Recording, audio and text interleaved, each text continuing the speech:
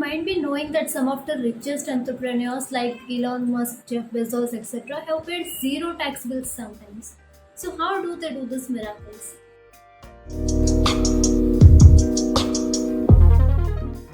Hello everyone, welcome to Speaking Brains. This is Mahati Pandya, and today I'm here with you all to share some basic information on what is global minimum corporate tax.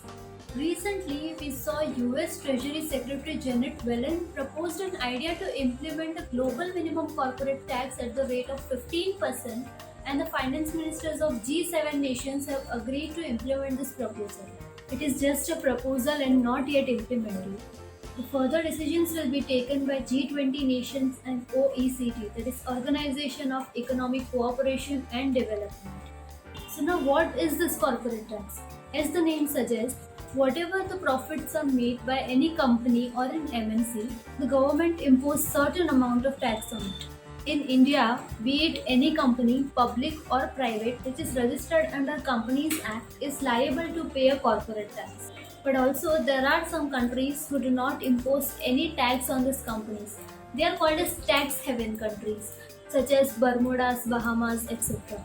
They do this in order to attract more and more foreign investments. So now, how do these countries generate revenue from corporate companies? They replace this by either keeping their customs high or keeping the licensing or registration fee high.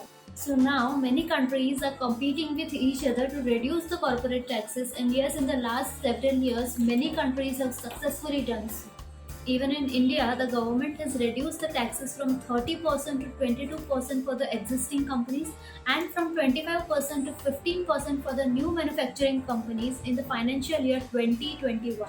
This was perhaps a bold and historic move by the government of India, as it would give great stimulus to attract foreign investments across the globe, also to create more and more jobs in the country and to encourage the Make in India movement. But unfortunately, some giant companies are avoiding to pay high corporate taxes by using some complex tax arrangement techniques by shifting their profits to the tax haven countries where the corporate taxes are negligible. But now, tax avoidance by these companies is landing government into great trouble. Indian government is losing $10 billion every year due to this corporate tax avoidance. So now what is the need to impose this 15% as global minimum corporate tax across the world?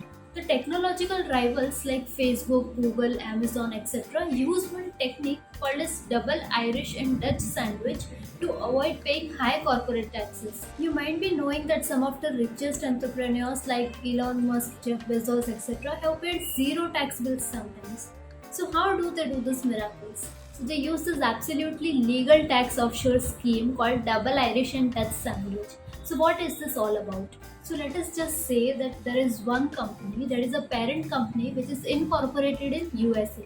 So now this company sets up its first company in Ireland, and then the parent company which is in USA transfers all its intellectual property rights to this first Ireland company. So now this first Irish company, although physically present in Ireland, but is registered and controlled under some tax haven country like Bermuda, where no corporate taxes are needed to be paid.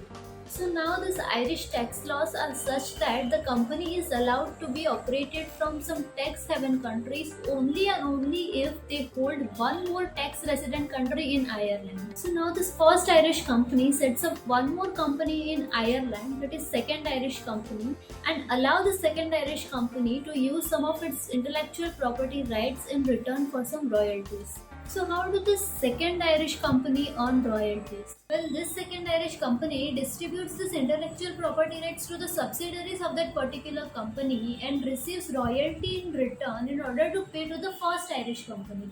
And then these subsidiaries conduct the regular business of the company by selling the products or services to the customers and thereby generating the revenue.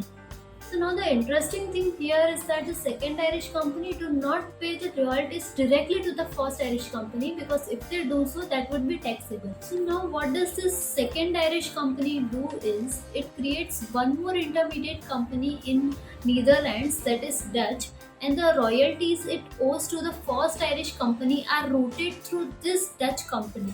So now this complex tax arrangement is done so because Irish tax law states that it does not charge any tax on the royalty payments between an Irish company and a fellow European Union company. So this Dutch intermediate company, which is sandwiched between the two Irish companies, is created solely for the purpose of rerouting the royalty payments between the second Irish company and the first Irish company completely tax-free. In 2012, Starbucks made sales of $400 million but avoided to pay any corporate tax by shifting its profit to its Dutch sister company. So this is the reason why the big companies like McDonald's, Google, Starbucks, Facebook, Amazon, etc. sets up their companies in such countries where the taxes are very low or negligible and the exemptions are high. So now if this model of global minimum corporate tax is imposed, then it will allow some major economies like USA to discourage such multinational companies from shifting its profits and revenues to the low tax countries. So now the main part of this proposal states that the countries across the world should charge their home companies overseas profits at the rate of at least 15% irrespective of where they are making their sales.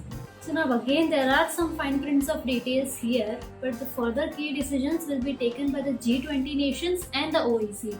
Also the major concern here is how will 100 plus countries across the world will accept this proposal and implement it. So basically it's a good move, the principle is good, but long way to go.